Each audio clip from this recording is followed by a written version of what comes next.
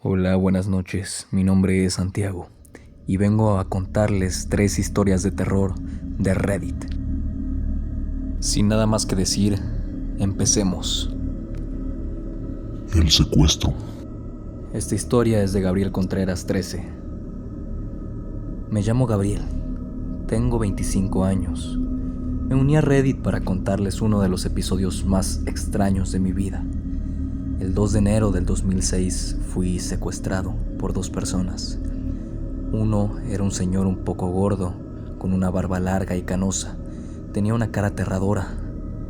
El otro era de piel negra, pelo corto y cejas bastante pobladas. Parecía que tenía barba y bigote, pero en realidad no tenía. Tenía 6 años en ese momento. Recuerdo que estaba con mi primo de 5 años en una plaza, explotando petardos que nos habían sobrado de diciembre. Estábamos con otro primo de 16 años que supuestamente nos estaba cuidando. Mi papá me había dado dinero para comer en la calle, así que me acerqué solo a un puesto de empanadas que había cerca. Estaba comiendo y, de la nada, el señor de la barba me agarró y me metió en su camioneta. No sé qué marca era, pero parecía una especie de fúnebre gris. Me taparon los ojos. Obviamente yo estaba llorando, asustado y desesperado. Cuando llegamos a su casa, me metieron en algo así como una especie de cuarto todo blanco, pero enorme, o al menos así lo percibí en ese entonces. Recuerdo que cuando llegué, ellos tenían una TV grande y una PlayStation 2 con varios juegos. Había una cama, unos muebles, unos cuadros y una ventana que estaba muy arriba, aunque sí entraba luz del sol. Me dijeron que podría jugar, y así lo hice, aunque llorando y todavía asustado. Aquí viene la parte más extraña. Pasaron los días, semanas, meses y ellos nunca abusaron de mí. Nunca recibí algún tipo de maltrato físico o psicológico, al menos que yo recuerde. De hecho, siempre me llevaban comida de McDonald's, pizzerías, helados y me compraban juegos nuevos, ropa y bastantes juguetes. Hasta me compraron una moto eléctrica amarilla. Con el que más convivía yo era con el de la barba. A pesar de que su apariencia no era la más agradable, se portó muy bien conmigo. Recuerdo que había un refrigerador con helados de sándwich y siempre me daban. Nunca pasé hambre y el sitio no era para nada feo. Al principio les decía que quería ver a mi madre. Lloraba, pero con el tiempo fui dejando de hacerlo. Ellos fueron como unos padres para mí. Me terminaron de enseñar a leer, a sumar, a multiplicar y dividir. Había un baño donde podía bañarme. La verdad, las condiciones no eran nada malas. El 10 de diciembre del año 2008, cuando tenía 9 años, ambos entraron al cuarto y me taparon los ojos. No recuerdo qué me dijeron. Me subieron a una camioneta y me dejaron en el mismo parque donde me habían recogido, pero no era el mismo vehículo en el que me habían raptado la primera vez. Aclaro que, hasta donde estuve consciente, no abusaron de mí, nunca me pegaron, me regañaban muy pocas veces. Siempre me compraban cosas. Mi familia dice que nunca pidieron rescate. Han pasado casi 17 años y nunca supe quiénes eran esas personas, ni qué querían, ni por qué lo habían hecho. Pero la verdad es que siempre pienso en ellos. Estuve en terapia psicológica durante varios años. Nunca hablé mal de ellos, al contrario, siento que los extraño. Me comentaron el síndrome de Estocolmo, pero eso no hace que deje de pensar en ellos. Recalco, nunca me maltrataron, nunca me pegaron. Simplemente sé que me gustaría volverlos a ver, solo para aclarar dudas, ya sabes. Pero a veces pienso que me secuestraron para quitarme los órganos y cuando pienso en eso me imagino lo peor. Pero eso es algo que nunca sabré. Actualmente estudio la carrera de medicina y no me queda algún tipo de trauma o miedo, al menos que yo sea consciente de ello.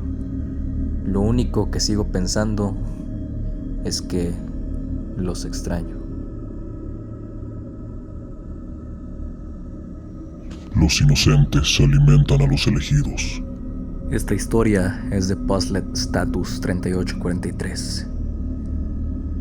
Te voy a contar algo que me dijeron, pero te advierto, es una de esas cosas que cuando las sabes, no puedes dejar de pensar en ellas. Me lo contó un ex policía, un retirado de esos que ya no le deben nada a nadie. Le decían el Pato. Lo conocí porque me llamó una vez por un problema de terrenos. Pero un día, entre plática y una caguama, Se soltó y me dijo: ¿sabes que hay personas que comen niños? Pensé que hablaba de rituales satánicos o cosas por el estilo, pero me miró serio y dijo: no brujería, me refiero a carne humana, gente poderosa que paga por eso, aquí en México. Yo me quedé helado. Según él, operan como si fueran una empresa. A los niños los llevan a ranchos en zonas alejadas y ahí los preparan como si fueran ganado. Los alimentan, los mantienen vivos por unos días y luego hacen los cortes.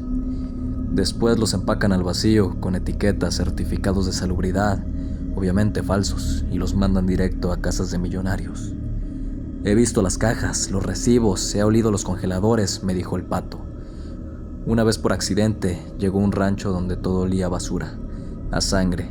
Había mesas industriales, espejos de quirófano y en la pared, con brocha blanca, una frase que decía: los inocentes alimentan a los elegidos.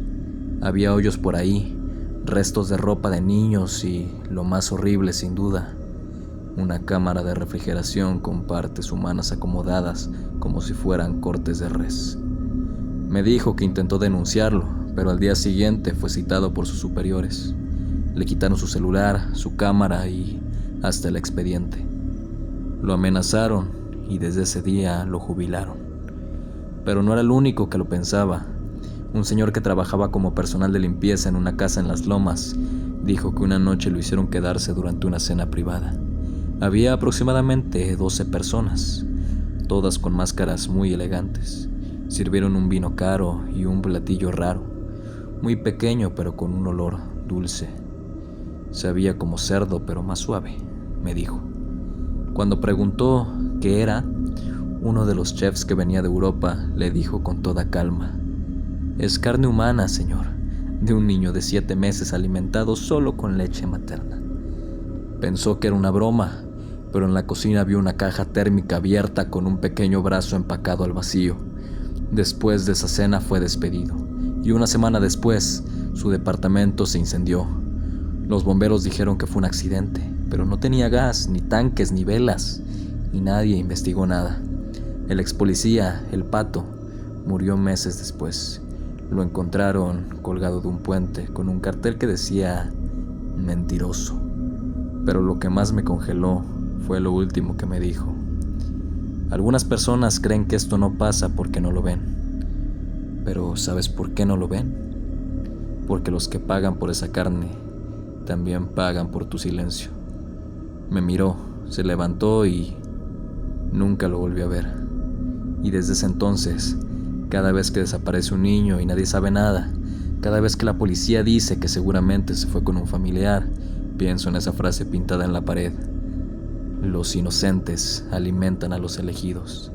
Y me pregunto, ¿cuántos más van a desaparecer antes de que alguien se atreva a abrir los ojos? El sueño. Esta historia es de G.S. Oraldo.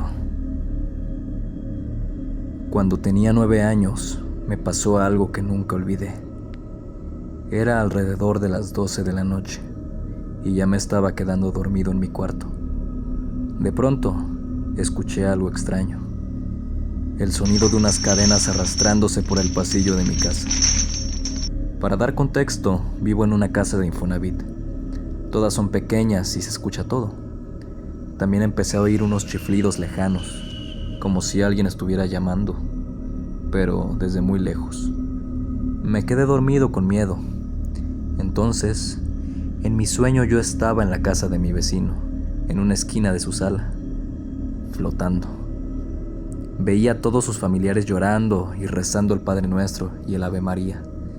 Estaban desesperados. Miraban hacia una ventana y yo decidí acercarme. Ahí fue cuando la vi. Una mujer vestida completamente de blanco, de perfil. No tenía pies, simplemente flotaba frente a la ventana. No nos miraba directamente, pero su sola presencia era tan perturbadora que me paralicé. Nadie se atrevía a hablar, solo seguían rezando entre lágrimas. Yo sentía un miedo indescriptible, como si no pudiera escapar de ahí.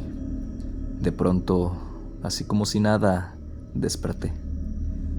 Pasaron ya 3 años y ese sueño jamás se me olvidó. Era de esos que, aunque pasen los años, te siguen rondando la cabeza como si hubiera ocurrido ayer. Un día decidí contarle el sueño a mi madre. Mientras hablaba, mi hermana me interrumpió y dijo: yo también soñé lo mismo. Me lo relató todo igual, pero lo más impactante fue que ella añadió detalles que yo no había mencionado aún.